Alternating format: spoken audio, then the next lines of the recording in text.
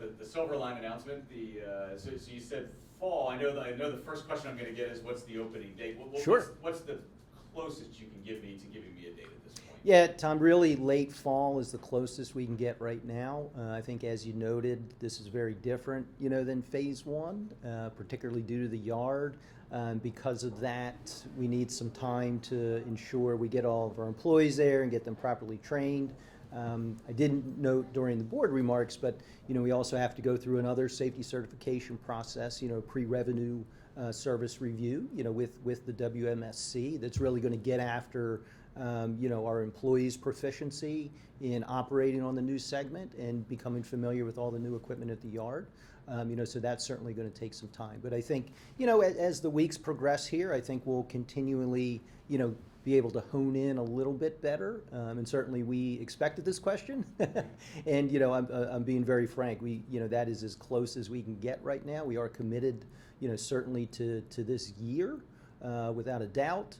We just need some more time to work through the details. So as I say, late fall technically goes till I guess December 20th or whatever. So it could potentially be December, November, or something around that. That's not where we want to be, but we got to let the process, particularly the safety certification process, or our coordination with WMSC, drive that.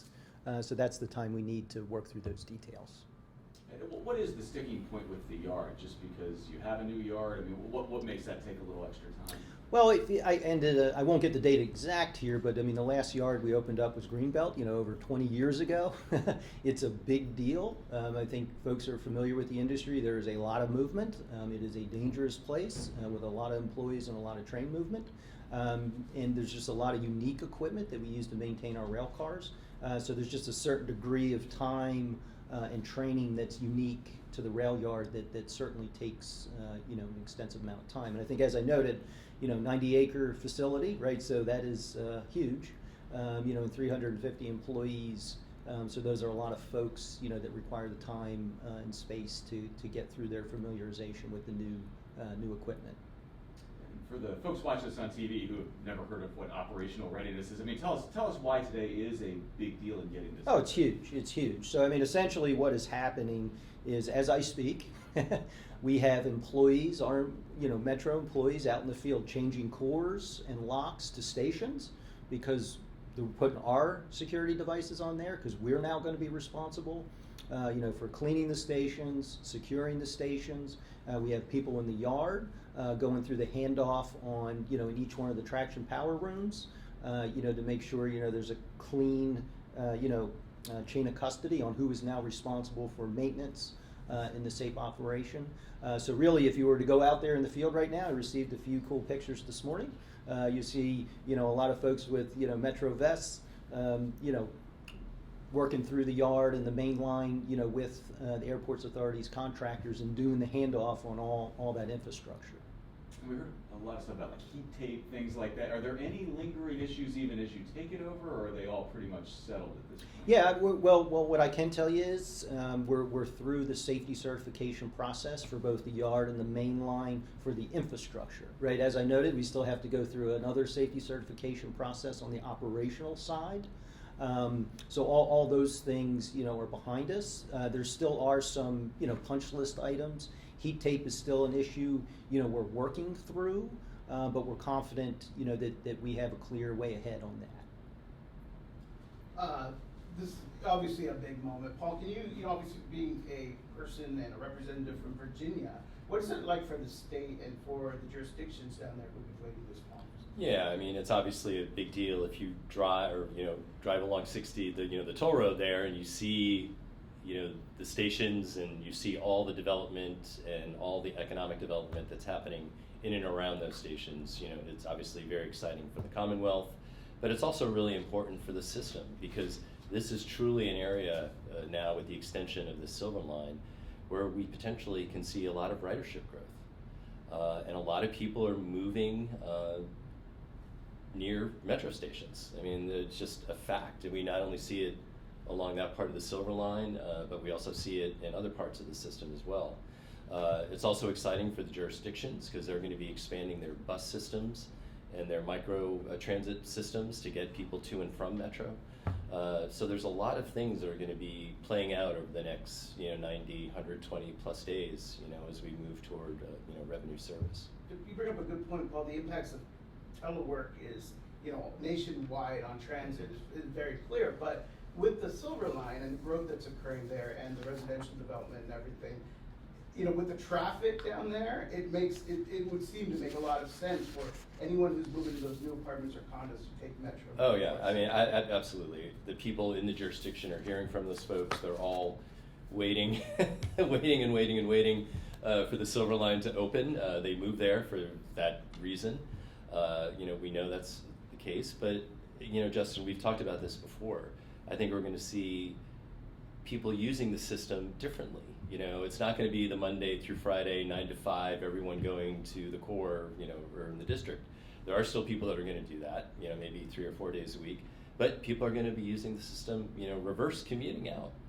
A lot of people who live in the district are now working out in Tysons and Reston, where all a lot of companies are moving, and it's also going to be very exciting, I think, for the airport and how they market, the Silver Line, particularly with their international passengers and tourists and people coming in.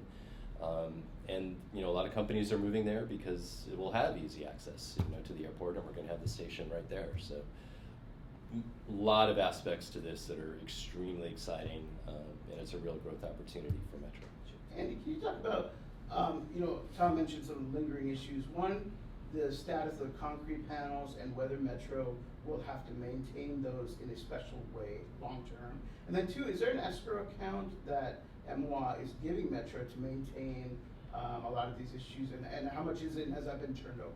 Yeah, so we are going to be responsible, for conducting all operations and maintenance on all the infrastructure, right? That's what we do, and the concrete panels is part of that. I think folks may be aware there were some issues there, over the years, and there's some prescriptive techniques that we need to adhere to in terms of application of a special sealer, at some frequency. So we're working hard, with the airports authority, on ensuring, that there's a fair and equitable, solution, over the long run, and we're continuing to work through that, with them. Do you know how many employees it'll take to run Silver Line? Also, how many trains, as of now, that you would think it would take? And also, if you don't mind, just a rundown of how many trains Metro has available overall. Sure. So, in general, we hired somewhere between 450 and 500 employees, in total, to support operations, on Silver Line Phase 2. Those were slides that were, been shared in public over the course of the past few months. As we've been, showing our progress in achieving operational readiness. In terms of trains, I don't know the exact count, Justin, so I'd have to get back to you.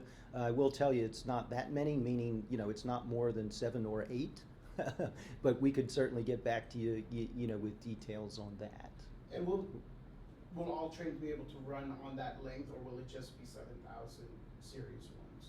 No, we would be able to use, any of our, available, fleet, assuming they're, continuing to, maintain properly. We could run any series, just like we run any series now on the Phase 1 property. Getting to the 7,000s, I was wondering if you could clarify that, because you said some of them, is it every day the reason there weren't 8 out is that some failed a daily safety test? Are there other reasons as well? And what are they failing the daily safety test for, if not the wheels? Because I know that's going to raise some nervousness among people. So if you could explain what exactly they failed. Yeah, so I'd have to get back to you, on the specifics of what they didn't pass for on those specific day. As another example, Tom, there was one morning when the radio system in the yard had some issues, so we weren't able to get the right train out at that time.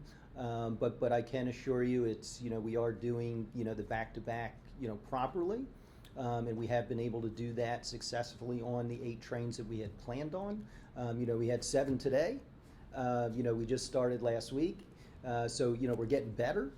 So we're confident in the days and weeks to come that we're going to become more proficient there. Now there are going to be days here and there for a variety of reasons that we may not be able to get all 8 out, but we're getting better. Have any wheels failed on any of these tests? No. No. I guess time for about one more, guys. Okay, then I'll ask you about the long term. Are we still talking late summer, hopefully? I mean, is that on track to get them back, the rest of the 7,000s back, hopefully by late summer? Is that your expectation at this point? Yeah, I think, as you know, as you may be aware, Tom, it's a phased approach.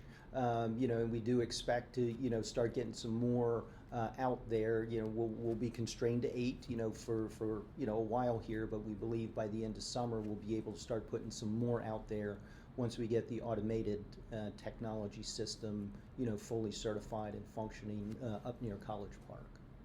Okay, but you need 5 others in place before, or just that one in place? to start Well, with that? once we can get that one up there, and working, I think that'll enable us to, get a few more out there. Okay. How's that going? I saw a video. I mean, I saw it last week. It seemed to be functioning. Yeah, Justin was asking me about that before the board meeting. It's going well. It is, it's still going through the testing process, but we are, receiving measurement data, and it's going toward the back office, where we have a team doing the analytics. And then, obviously trying, corroborating what the machine is telling us with, manual using the digital system. So we're going through that. And obviously we're going to be overly thorough, to make sure that that's, working properly before we make any, sorts of moves on that. Have the initial AWS measurements been accurate when compared to, when you do a manual check? Yeah, so far it's providing really good results. I mean, it's not a done deal yet by any means, and I think we've talked, it's a proven technology, particularly, in the Class 1 freight world, not necessarily used in transit that much, but so far it's been providing, good results. Great, thanks guys. Thank you, Jim. Thank you. Just one of the thank things that's you. helpful, that MWA led this up to this point, and there's still, now that it's ours, in a sense, we go through this testing phase, there's still a level of cooperation between WMATA and MWA. They just don't stop cooperating at this point, so that's, just helpful to know, because people, Yep. as you know, think that this has been a WMATA project all along, and it hasn't been up until, today. Yep. So. Yep. And just to elaborate on that, Yeah. sir, because, and I think I noted in the board remarks that this is not accepting the project, Yeah. right? still we final. still have not done that. There's still a degree of due diligence that we, need to go through here. Will the board vote on that literally right before revenue Yes. service starts? Yes. Okay. Yep. Okay.